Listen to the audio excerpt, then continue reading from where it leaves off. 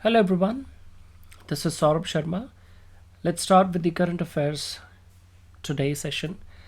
We have this first topic, Farmers Produce Organization, to be discussed today. This is an important topic from GS3, that is your agricultural issues, and this is an important aspect because almost 50% of Indian population is still involved in the agricultural and allied activities. In fact, more than 50% when it is we are talking about the allied sectors, right? So let's just take this figure. So this is important, and the contribution from this sector is 14 to 17%, ranging to the GDP annual. So this is important because it is providing job, livelihood, and other prospects for many people directly and indirectly. So this sector, the topic Farmers Produce Organization, is important. And what is the context? Prime Minister of India has stated that the Union government is resolved to mobilize small farmers into farmer produce organizations and make them influential market forces in the years to come to improve their incomes by developing agriculture value chain, right? So here, actually, as you know, that we had this dream of doubling the farmers income by 2022, but how far it went true, so this is just a questionable point, still remains. So let's talk about this topic in detail, and let me just take you through like a story base, that what is this organization and what are the issues related to this topic, and how can we provide the suggestions in this context. So understanding this Farmers Produce Organization is like that Government of India has envisaged, as a that the farmers income would be doubled by 2022, but this target actually got missed, right? And because the issue remains with the Indian agriculture system is the efficiency, productivity, economic viability, and many other input related issues. So if we talk about the issues related to the farmer sector in India, it is basically the inefficiency,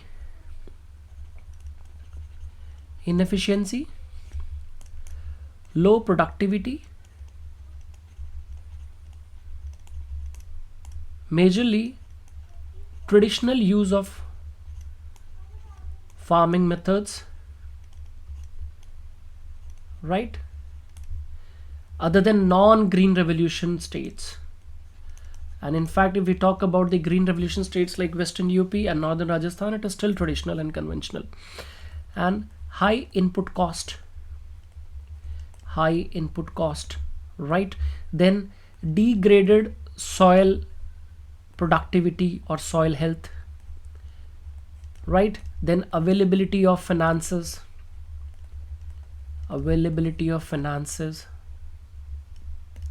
then the unstructured cooperatives in this sector, right? Then the we have this issues of MSPs, right? And then CSEP provides the sugarcane prices. So this is again this issue that the payments are not cleared on time, right? And majorly, if you understand this concept of agriculture in India in a broad, or let's say in a nutshell, then you must be knowing that the issues related to the delayed payments, right? And mostly the farmers are actually in the clutches of the mandi brokers, because everywhere the APMC are not working well, and even if they are working, there are issues, right?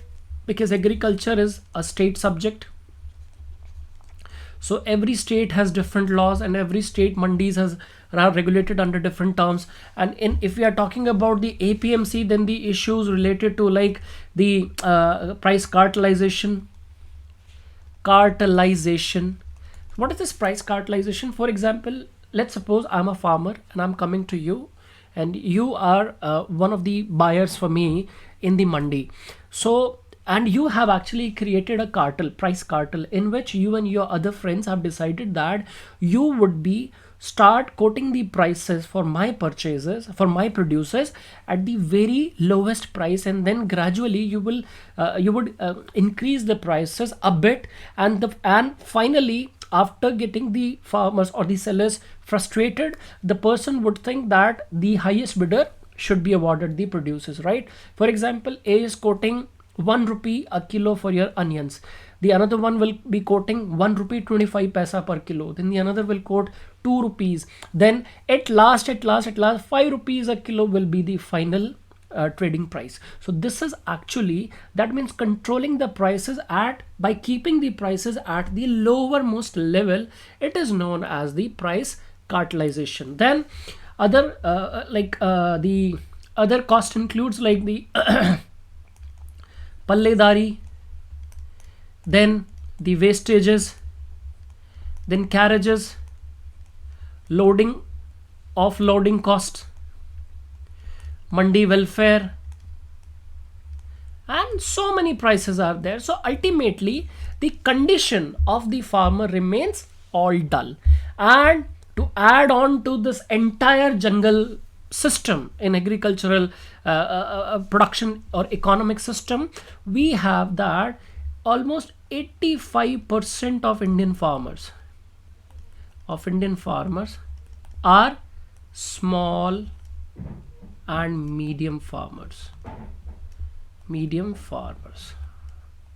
The majority are coming from this here, where 1 to 2 hectares is the average size of the land. And here, due to the socio-economic and cultural changes of the familial system, the problem of this issues are actually taking over, because after generation to generation, the land is getting divided into smaller aspects, right? Hence the land sizes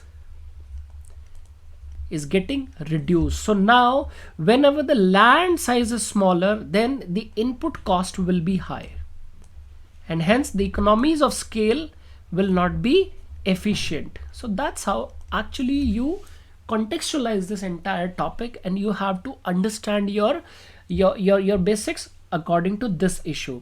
So now this farmers produce organization, it is nothing just a collective of smaller farmers, so that they can actually come up as groups. And as groups, what they will be doing, we are talking here about them in this topic, right? So that this is the issue that Indian farming or agriculture system is suffering with, the aspects of efficiency, productivity, economic viabilities, high economies of scale, segregated lands, or small sizes coming up after the generation to generation division based on the cultural system of families, right? Then higher input cost, higher diesel cost, then APMCs are not providing the efficient prices, and then MSPs delayed, and many and confusions about the MSPs at many places, right? So the delayed payments by the sugarcane mills. So many issues are there in this aspect. So another factors like supply chain management, lack of modernization, as we have seen, then declining average sizes of farms holdings are actually agrarian distress reasons in the country, right? So the problems of small and marginal farmers in India, considering this context, government is actively promoting this farmers produce organization concept, right? The aggregation of small and marginal farmer and landless farmers in farmers produce organizations has helped enhancing the farmers' economic strength, their confidence building, and their collective bargaining efficiency, right? So that they can actually ask for the right price of their producers, and hence their life can be improved. So the FPOs are nothing but voluntary organization. Always remember, this is a voluntary organization controlled by their farming members, who actively participate in setting their policies and making decisions for themselves, right? So it's like combining the smaller patches in a relatively higher small patch in which the members of the or owners of the smaller patches are working together, coming together, and they are taking collective decisions. Because as I've told you, the principle that the smaller the size, the higher the input cost, right? So to save themselves from this concept or from this issue of high input cost, they are coming up with the concept of farmers produce organizations, right? And the farmers produce organizations are open for all person who can be able to use these services and willing to accept the responsibilities of membership without gender, social, racial, political, or religious discrimination, because now the stake is on their life. So anything else other than the life, that means racial, political, religious, or whatsoever kind of segregations or discriminations are coming later. जिंदा रहेंगे तो फर्क कर लेंगे, but जब जिंदा ही नहीं रहेंगे तो फर्क कैसे करेंगे? This is basically the principle here, right? Now, FPOs the FPOs actually provide education, training for their farmers, members, elected representatives, managers, and employees, so that they can contribute effectively to the development of their farming produce organizations, right? And in states like Gujarat, Maharashtra, Madhya Pradesh, and some other states, they are doing improvements and they have shown encouraging results, and they are able to realize higher returns for their produce, because that collectively which has come together, now the input cost has been managed, and ultimately they are getting the collective bargaining power and strength, right? So this benefits, if we talk about of this farming produce organization, is that when the size of the land holdings is decreasing, because in 1970s and 70s 81 or 70s to 80s, the average farming size was 2.3 hectares approximately, whereas in 2015-16 it is reduced to 1.10 hectares, right? And the share of small and marginal farmers have increased. The number of these people are increased from 70% in 80s to 90s to 86% in 2015 and 16. This is the draconian figure, in which almost, because like the average land per capita in India is also reduced. It is just 1 point or almost 1 hectare per Indian, or lesser than that, right? So in this manner, if you are seeing that the average land holding ownership of the individuals is getting reduced because of the further divisions of the land, and population is not yet matured in India, it is still growing up, and India has just seen that the population maturity will be coming at almost by 2070, right? So by that time the population will be rising up, and average land holding size will be reduced, even coming down. So that will bring us this issue, and here for the agricultural context, this FPOs will be a great help, right?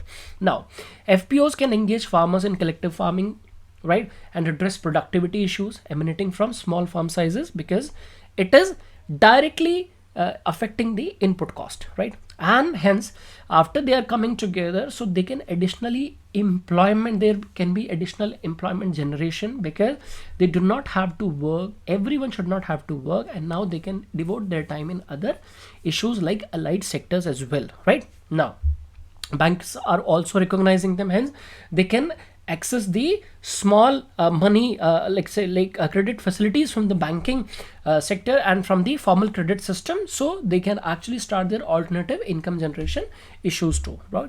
Now collectively they are better positioned to bargain with the corporates. What happens is FPOs can help farmers compete with the large corporate enterprises in bargaining, as it allows members to negotiate as a group and can help small farmers in both input and output markets. No problem at all. Otherwise they were generally getting dominated by the corporates, and they were getting misleaded by the corporates. And now NGOs, there are many NGOs working in this area that are specifically working for the farmers' help, right? So it is saving them from falling prey to the corporates' misleads. Now economic of aggregation, the FPOs can provide low cost and quality inputs to member farmers. No problem, we have seen that. For example, the loans for crops, purchase of machinery, input, agri inputs like fertilizers, pesticides, and other aspects, for even if it is about the equipments, and direct marketing after procurement of agriculture produce is possible, right? Collectively they can do that, and this enable members to save in terms of time, transaction cost, logistics cost, distress sale, price fluctuations, transportation, quality, maintenance, and their higher bargaining for the prices. So hence the overall economics of the farming system in the country is improving in this aspect, and it overall it has the social impact as well. How the social capital is also developing in this form, and hence it is leading to improved gender relations and decision making of women farmers in FPOs, because there are many FPOs or farmers produce organization where they are specifically collectively made by the females coming together, because after the male members has left for the big cities in terms of alternative and employment opportunities, it is the females who are living behind and they are doing the agriculture. Hence we understand the Indian agriculture system from the feminization of Indian agriculture system, right? So in this manner this is also an issue, and females are also getting this help and motivation by coming or forming the FPOs coming together, right? So if this is the thing, then what could be the more additional requirements? What we have to do in this aspect is that, like, why Prime Minister is focusing on this FPOs, because that adding more FPOs will, that we need more than 1 lakh FPOs for the moment, like, because India is a very large country and right now we have just less than 10,000 FPOs, for example, or around 10,000 approximately. The government is taking more steps to produce the farming, produce organizations, or to make them up, to strengthen them up by giving skills training and awareness and knowledge for all the understanding of their issues, and it is providing them with the strength to ask for their rights, right? So in this manner it is actually sharing the burden of the public expenditure, public system, policy makers, because farmers are coming up as a factor of empowerment in them, right? Now it is also addressing the structural issues. What's happening in this year? Many FPOs, they lack technical skills, right?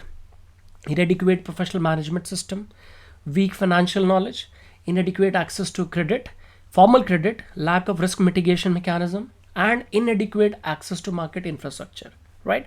So in this manner, the issues like working capital, marketing, infrastructure, it has to be addressed while scaling up the FPOs. In this manner we can involve the private institutions, formal education system, NGOs that can voluntarily go to the doorstep and they can actually teach people about the issues of this thing. The staff, the students of agriculture universities can also be made part and stakeholders in this aspect. There could be training camps organized at panchayat level, block level, and where the representatives can come up, and Gram Sabha can be also made stakeholders in this, and they can be held responsible for providing the training and aggregating people coming under one shield. So in this manner we can actually promote this idea to more and more people, and then we can gradually take this number from 10,000, which is approximately right now, to approximately 1 lakh. This is what ideally needed in India at present, right? Then credit is a big problem, so bank must be restructuring their credit policies and products, and that should be designed in such a way that it is easily accessible by the FPOs with minimum requirements for the mortgage. And in fact the smaller loan amount of like up to 1 lakh rupees, other than the Kisan credit card system, that can be channelized easily, and the innovative products could be designed in this manner that farmers are made credit or the like financially responsible stakeholders, and farmers should not think of getting their loans waived off, because every time it is becoming like the loans which are getting disbursed to the farming communities, they are looked after getting waived off by the like coming up of new government, and hence it is becoming a political issue. So it is spoiling the credit behavior in the formal institution and in a growing economy like India, and hence they must be made economically responsible stakeholders, rather economically resilient stakeholders, right? Now this formal credit system and this FPOs could be linked with input companies, technical service providers, marketing, processing companies, and small contracts can be made with them. And the contracts must be so fair that their decoding aspects must be so clear in vernacular or other languages that it is easily understood by both the stakeholders. Like, of course, the one who is making at corporate level, he understands them very well, but the farmers who are at stake, they can be provided assistance in this manner so that they are not felt, they are not basically being cheated in this manner. They need a lot data on markets and prices and other thing, and also their producers must be allowed to be going beyond their the local jurisdiction, and they should be allowed to make free and fair trade practices with the private players and to whomever they are actually selling. And the reference could be taken from the MSPs, because MSP is becoming an issue, and it was almost more than a year protest from the big farming communities or protest groups. Like Delhi was actually encircled, and it was almost made paralyzed from many exits and entry routes, and farmers were against the farming produce or the reforms bills. But the farming community understand their problem better than anyone, and while making any kind of policies for their upliftment, for their betterment, they must be made very important stakeholders, because they understand them, they understand their problems well, they understand the solutions well, and they can provide the inputs well. It's just that they are lacking the resources, they are just lacking the technical knowledge, and they are just lacking the credit accessibility. So in this manner, we have to help this community of farming, because like farmers are there, then India is getting food, and Indian economic or the production system is needing the primary sources or primary resources as the supply inputs from the farming communities or the agricultural sector. This is how Indian economy is working, right? So in this manner, we have to look at this topic of farm produce organization. I hope you understand the topic, and this is an important topic. Please do not skip it. Thank you so much.